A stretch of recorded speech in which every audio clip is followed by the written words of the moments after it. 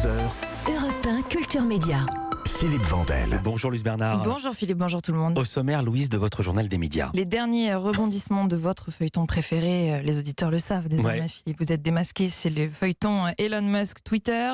Pas de journal à 20h pour TF1 pendant le mondial à partir de ce soir, on en parle avec Gilles Boulot. Encore un record battu pour les Français sur la plateforme Twitch. Et puis que va-t-il arriver à Salto, la plateforme de streaming de TF1, France Télévisions et M6? En fin de journal, on parle aussi d'un personnage historique de Grey's Anatomy qui s'en va, et c'est plus qu'historique, celui qui a donné le nom de la série. Mais d'abord, on va commencer par les audiences comme chaque matin. Qu'ont regardé les Français hier soir, le top 3? Ils ont regardé le film Le sens de la fête sur TF1 de Toledano et Nakache. 3 320 000 téléspectateurs hier soir, 17,4% de part d'audience. Alors c'est beaucoup plus faible que lors de la première diffusion pour deux raisons. Déjà, c'était la première fois qu'il était diffusé lors de la première diffusion, comme son nom l'indique. Ouais. Et deuxièmement, c'était juste après la mort de Jean-Pierre Bacri, ce qui avait peut-être amené aussi certains téléspectateurs à regarder en hommage ce film. C'est quand même un bon score, en tout cas ça permet à TF1 d'être leader hier soir. Deuxième, c'est Inspecteur Barnaby sur France 3, 2 920 000 téléspectateurs, 13,7% de part d'audience. C'est en hausse par rapport à la semaine dernière.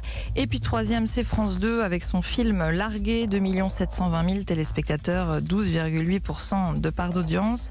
À noter que Capital sur M6 fait un record en part de marché pour cette saison avec 13,5% de part d'audience.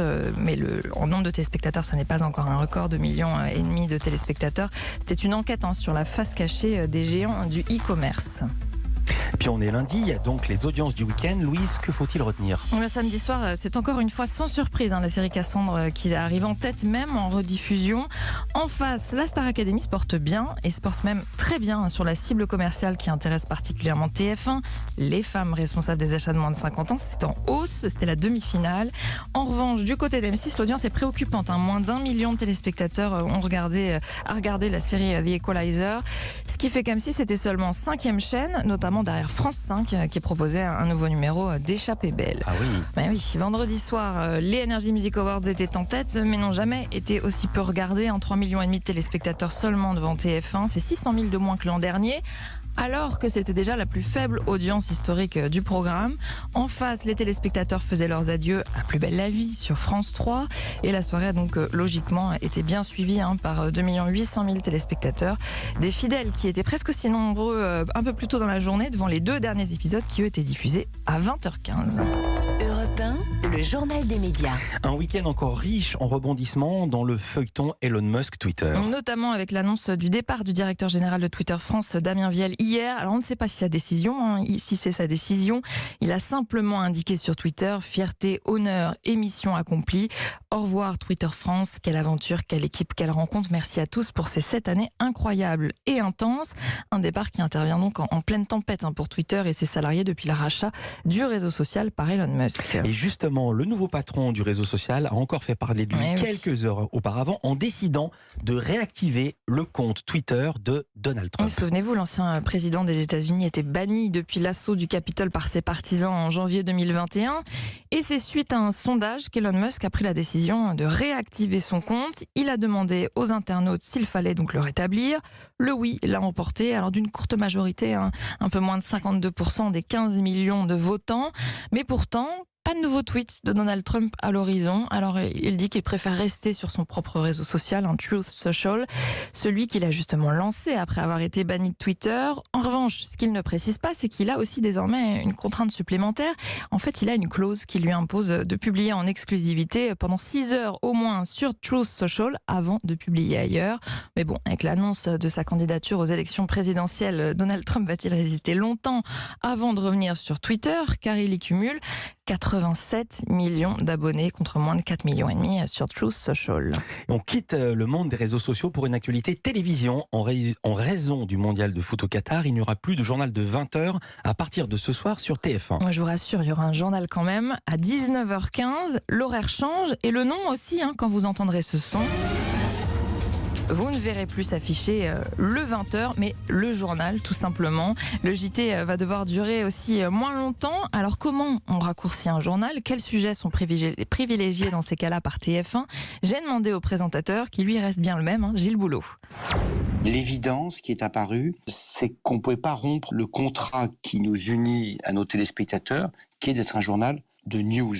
Tous les jours, quoi qu'il arrive, on leur raconte ce qui s'est passé dans les 24 dernières heures en France et dans le monde. Et donc on ne va pas changer ce journal, la nature, le code génétique de ce journal, même s'il est plus court. Et donc il y aura sans doute moins de sujets que moi j'aime beaucoup, que nos téléspectateurs aiment beaucoup, qui sont les sujets qu'on met souvent à la fin du journal, des sujets d'évasion. Mais le reste, ce qui fait notre force, l'Ukraine, l'économie, la santé, tout ce qui fait l'identité de notre journal ne sera en rien modifié. Et puis on a aussi parlé de la problématique de l'audience, car les téléspectateurs seront forcément moins nombreux à 19h15 devant la télévision, mais ça ne semble pas préoccuper Gilles Boulot, qui voit cette période de Coupe du Monde comme une parenthèse. Bon, il n'empêche que ce changement d'horaire intervient alors que le journal sort d'une période compliquée. Pendant 2 mois, les audiences ont été fortement impactées par la coupure de la diffusion de TF1 via Canal+.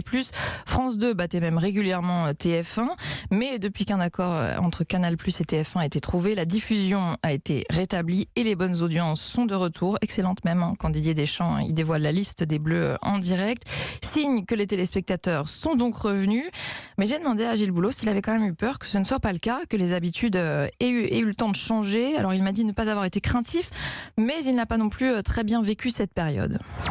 J'étais un peu attristé du fait que les efforts de cette rédaction et les risques pris par nos envoyés spéciaux en Ukraine ne puissent pas être dûment récompensés parce que quelqu'un avait coupé le robinet. C'est-à-dire qu'il y a 2,5 millions de personnes en France qui ne pouvaient absolument pas regarder TF1. C'était coupé.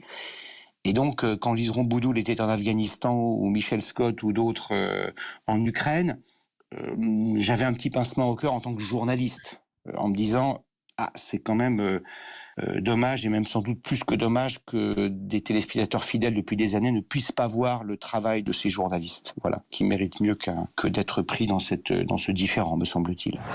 Gilles Boulot, présentateur du journal de 20h de TF1 en semaine, qui devient donc le journal de 19h15 à partir de ce soir. Dans l'actualité du week-end, Louise, encore un record battu sur la plateforme de streaming Twitch, c'était ce week-end. Il y a plus d'1 100 000 personnes connectées en même temps pour regarder un même événement organisé par un Français, Eleven All Stars. C'était un match de football entre des streamers français et des streamers espagnols, avec au passage une victoire de la France, 2-0. D'ailleurs, ils ont été félicités par Griezmann quand même. L'organisateur Amine Mathieu parvient donc à battre le record détenu par Squeezie jusque-là. C'était il y a un peu plus d'1 mois. Grâce au sport aussi, au sport automobile, c'était son Grand Prix Explorer. Amine Mathieu avait mis des grands moyens pour son match. Les streamers jouaient devant 20 000 personnes présentes dans le stade Jean-Bouin à Paris, et les spectateurs sur Twitch, eux, pouvaient suivre le match grâce à un grand nombre de caméras, 24. Des arbitres professionnels avaient même été embauchés pour l'occasion. Et le hashtag France-Espagne était en tête des TT sur Twitter. Encore hier soir, encore ce matin. Ouais. De Twitch, on va passer à une autre actualité plateforme. Que va devenir Salto ? Celle qui se rêvait en Netflix à la française serait à vendre, selon plusieurs médias, notamment Les Échos et Libération. Ils rapportent que TF1 et M6 ont officialisé leur désir de quitter le navire. C'était lors d'un conseil de surveillance en fin de semaine dernière. France Télévisions devrait faire de même et ne pas tenter de racheter les parts de ses concurrents privés, faute de budget. La plateforme serait donc à vendre. Et qui pourrait racheter Salto ? Eh bien, un autre groupe de l'audiovisuel français, Canal+, serait intéressé d'après la lettre A. Mais même en cas de vente, les 3 groupes audiovisuels pourraient continuer de vendre les droits de leur programme à la plateforme. Et on termine ce journal avec une info série. L'actrice Ellen Pompeo quitte Grey's Anatomy. Elle a officialisé son départ sur Instagram. Une grosse page se tourne donc pour la série, puisque l'actrice incarnait Meredith Grey, le personnage principal, celui qui a d'ailleurs donné son nom à la série, Grey's Anatomy. Alors ne vous attendez pas à une mort tragique. Son personnage va simplement déménager au cours de la saison 19, qui est diffusée en ce moment aux États-Unis. C'est un rebondissement qui permettra en fait à l'actrice de faire des apparitions de temps en temps, car la série va bien continuer sans elle. Meredith Grey, c'était l'un des rares personnages toujours présents depuis la première saison. Personnage à qui il est absolument tout arrivé. Noyade, accident d'avion, bombe, perte de son mari. Elle s'est découvert aussi des demi-sœurs, fusillade dans l'hôpital, hémorragie lors lors de son accouchement et dernièrement un coma aussi de plusieurs semaines à cause du Covid. Liste non exhaustive. Ces derniers instants dans la série seront diffusés aux États-Unis fin février. Merci beaucoup Louise. Toutes ces infos à retrouver dans notre newsletter média. L'inscription elle est gratuite sur europe1.fr. À demain Louise Bernard pour un nouveau journal des médias. À demain.